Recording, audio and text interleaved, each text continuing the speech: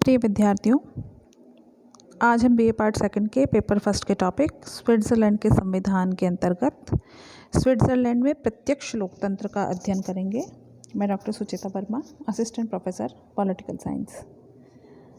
लोकतंत्र के विद्यार्थी के लिए स्विस शासन व्यवस्था में इस अर्थात प्रत्यक्ष लोकतंत्रीय साधनों से अधिक शिक्षाप्रद और कुछ भी नहीं है, क्योंकि वह असंख्य जनों के हृदय की झांकी प्रस्तुत करती है और उनकी भावनाएं तथा विचार प्रकट रूप में प्रत्यक्ष होते हैं, निर्वाचित प्रतिनिधि के माध्यम से परावर्तित होकर नहीं। यह कथन ब्राइस का है। अब हम पढ़ते हैं स्विट्ज़रलैंड लोकतंत्र का घर, Switzerland home of democracy.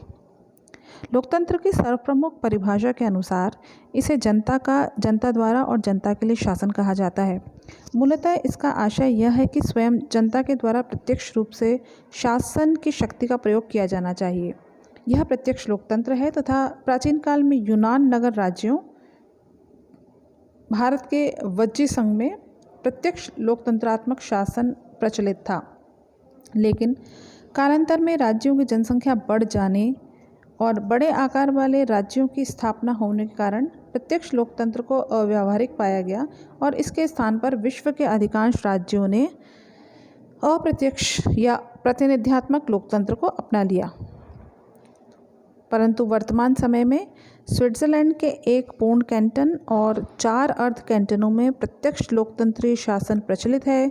Switzerland के अन्य कैंटनों और संघीय क्षेत्र में अप्रत्यक्ष लोकतंत्र है, किंतु प्रत्यक्ष लोकतंत्र की उपादेयता को स्वीकार करते हुए इन कैंटनों और संघीय क्षेत्र में प्रत्यक्ष लोकतंत्र के उपकरणों, लोक निर्णय और आरंभक को अपनाया गया है। कुछ कैंटनों में नागरिकों के लिए मताधिकार का प्रयोग करना अनिवार्य है। इनमें से भी कुछ कैंटनों में केवल कैंटनों के चुनाव के लिए मतदान अनिवार्य है और कुछ में केवल संघीय चुनावों में। कुछ कैंटनों में मतदान न करने वाले व्यक्तियों को सामान्य जुर्माना देना होता है, जबकि कुछ अन्य कैंटनों में जुर्माने की व्यवस्था नहीं है। जिन कैंटनों में संघीय विषयों पर अनिवार्य मतदान और मतदान न करने पर जुर्माने की व्यवस्था की गई है, वे हैं शॉफासन, सेंट गॉल, आरगाउ और थरगाउ। वर्तमान समय में अनिवार्य मतदान की व्यवस्था भी केवल स्विट्ज़रलैंड में ही है और यह स्विस व्यवस्था की लोकतंत्रात्मकता का एक और प्रतीक है। स्विट्ज़रलैंड की इन व्यवस्थाओं के कारण ही स्विट्ज़रलैंड को लोकतंत्र का घर माना जाता है और ब्राइस के शब्दों में कहा जा सकता है कि विश्व के आधुनिक लोकतंत्रों में, जो कि वास्तविक लोकतंत्र है, अध्ययन की दृष्टि से स्विट्ज़रलैंड का सर्वाधिक महत्व है। स्विट्ज़रलैंड में प्रत्यक्ष लोकतंत्र और उसके उपकरण। प्रत्यक्ष लोकतंत्र। आज 20वीं सदी में प्रत्यक्ष लोकतंत्र को सामान्यतः अतीत की शासन व्यवस्था मान लिया जाता है, किंतु स्विट्ज़रलैंड के एक पूर्ण कैंटन ग्लैरस और 4 अर्ध कैंटन ओबवाल्डेन, निडवाल्डेन, इनर अपेंजल, आउटर अपेंजल में प्रत्यक्ष लोकतंत्र प्रचलित है। प्रत्यक्ष लोकतंत्र कैंटनों में शासन व्यवस्था। लैंडसीज़मेंट या प्रारंभिक सभाएं। इन कैंटनों में कोई विधानमंडल नहीं है और विधानमंडल का कार्य लैंडसीज़मेंट या प्रारंभिक सभा द्वारा किया जाता है।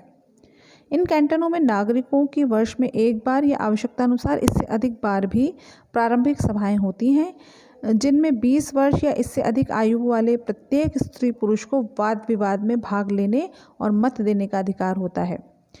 इस प्रारंभिक सभा को स्विट्ज़रलैंड में लैंडसीज़मेंट कहा जाता है। इस सभा में अगले वर्ष तक के प्रशासनिक कार्य चलाने हेतु कार्यकारिणी परिषद का चुनाव किया जाता है, जिनका प्रधान लैंड्समैन कहा जाता है। यह कार्यकारिणी परिषद प्रारंभिक सभा के सम्मुख गत वर्ष के प्रशासनिक कार्य की रिपोर्ट और आगामी वर्ष के लिए बजट प्रस्तुत करती है। सभा बजट पारित करती है। यह सभा कैंटन के न्यायाधीशों और अन्य सरकारी अधिकारियों और राज्य परिषद के लिए प्रतिनिधि भी चुनती है। प्रारंभिक सभा के द्वारा वे सभी अन्य कार्य भी किए जाते हैं जो अन्य कैंटनों में विधानमंडल करते हैं। एक पूर्ण कैंटन और 4 अर्ध कैंटनों में अपनाई गई इस व्यवस्था को लोकतंत्र का सर्वोत्तम रूप कहा जा सकता है, क्योंकि इसमें नागरिक प्रत्यक्ष रूप से शासन व्यवस्था का संचालन करते हैं। लॉयड तथा हॉब्सन के विचारानुसार प्रभुसत्ता जनता द्वारा प्रत्यक्ष रूप से प्रयोग की जाती है। तथा सभी मतदाताओं द्वारा बनी हुई यह सभा उस लोकतंत्र का श्रेष्ठ उदाहरण है जिसे रूसो तथा अन्य दार्शनिकों ने वास्तविक लोकतंत्र कहा है। प्रत्यक्ष लोकतंत्र के उपकरण: लोक निर्णय और आरंभक। लोक निर्णय को इंग्लिश में रेफरेंडम कहते हैं और आरंभक को इनिशिएटिव। अन्य स्विस कैंटनों और संघीय क्षेत्र में यद्यपि प्रत्यक्ष लोकतंत्र को उसकी अव्यवहारिकता के कारण नहीं अपनाया गया है, लेकिन स्विस नागरिक मूलतः प्रत्यक्ष लोकतंत्र के प्रशंसक और भक्त हैं तथा उनके द्वारा अपनी शासन व्यवस्था में प्रत्यक्ष प्रजातंत्र के उपकरणों लोक निर्णय और आरंभक को अपनाकर शब्दों में नहीं लेकिन भावना में प्रत्यक्ष लोकतंत्र को अपना लिया गया है। इन पद्धतियों के कारण वास्तविक और अंतिम रूप में विधि निर्माण शक्ति की अधिकारिणी समस्त स्विस जनता हो गई है। सिगफ्रिड इस स्थिति के संबंध में लिखते हैं, यहाँ लोकतंत्र प्रत्यक्ष ही रहता है और अपनी शक्तियाँ सौंपते समय स्विस जनता उन्हें त्याग नहीं देती। वह लोक निर्णय के द्वारा अंतिम शब्द और आरंभक की प्रक्रिया द्वारा शायद प्रथम शब्द कहने का अधिकार सदैव अपने पास रखती है। लोक निर्णय और आरंभक को यद्यपि विश्व के कुछ अन्य क्षेत्रों में भी अपनाया गया है, जैसे संवैधानिक प्रश्नों पर लोक निर्णय स्विट्जरलैंड ने अमेरिकी संघ के मैसाचुसेट्स राज्य से ग्रहण किया, जहां वह 1778 से पूर्व प्रचलित था, लेकिन स्विट्जरलैंड में लोक निर्णय और आरंभक की पद्धतियों को इस सीमा तक अपनाया और विकसित किया गया कि वे वस्तुतः स्विस पद्धति ही बन गईं। लोक निर्णय और आरंभक का तात्पर्य क्या है? लोक निर्णय या जनमत संग्रह, रेफरेंडम और प्लेबिसाइट। लोक निर्णय इस विचार पर आधारित है कि प्रत्येक कानून आवश्यक रूप से जनता की इच्छा की अभिव्यक्ति होनी चाहिए और इसीलिए जनता को व्यवस्थापिका द्वारा पारित विधेयकों पर निषेधाधिकार प्राप्त होना चाहिए। लोक निर्णय का तात्पर्य यह है कि विधानमंडल द्वारा पारित कोई विधेयक कानून का रूप ग्रहण नहीं कर सकता जब तक कि जनता उसे स्वीकृति प्रदान न करे, अर्थात यदि जनता विधेयक को अस्वीकृत कर देगी तो उसे रद्द समझा जाएगा। लोक निर्णय के दो रूप होते हैं, अनिवार्य और ऐच्छिक। अनिवार्य लोक निर्णय का आशय यह है कि विधानमंडल द्वारा पारित सब विधेयकों पर लोक निर्णय आवश्यक है और बिना जनता की स्वीकृति के ये विधेयक कानून का रूप ग्रहण नहीं कर सकते। ऐच्छिक लोक निर्णय का तात्पर्य यह है कि संविधान द्वारा निर्धारित जनता की एक निश्चित जनसंख्या निश्चित समय के भीतर विधानसभा द्वारा पारित विधेयक पर लोक निर्णय की मांग करे, तभी वह उनके लिए प्रस्तुत किया जाएगा, अन्यथा नहीं। यदि जनता द्वारा इस प्रकार की मांग न की जाए तो विधेयक बिना लोक निर्णय के ही स्वीकृत समझ लिया जाएगा। आरंभक अर्थात इनिशिएटिव। लोक निर्णय जनता को कानूनों के संबंध में निषेधात्मक शक्ति प्रदान करता है और उसे इस संबंध में सकारात्मक शक्ति आरंभक के द्वारा प्रदान की जाती है। आरंभक के द्वारा जनता को अधिकार दिया जाता है कि वह किसी विधेयक का प्रारूप तैयार करे अथवा प्रस्ताव के रूप में विधानमंडल से यह मांग कर सकती है कि या तो विधानमंडल उस प्रस्ताव के आधार पर कानून का निर्माण करे अथवा उस पर लोक निर्णय लिया जाए।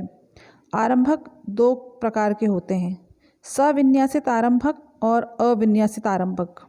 सविन्यासित आरंभक के अंतर्गत जनता स्वयं ही विधानमंडल के सम्मुख विधेयक का पूर्ण प्रारूप प्रस्तुत करती है और विधानमंडल इस प्रारूप को बिना किसी संशोधन के जनता के सम्मुख अंतिम निर्णय हेतु प्रस्तुत करता है। अविन्यासित आरंभक के अंतर्गत जनता विधानमंडल के सम्मुख कुछ निश्चित सिद्धांत रखती है। यदि विधानमंडल इन सिद्धांतों से सहमत होता है तो उसके आधार पर विधेयक निर्मित कर लिया जाता है और यदि विधानमंडल इन सिद्धांतों से असहमत है तो इन सिद्धांतों को जनमत जानने के लिए प्रस्तुत कर दिया जाता है।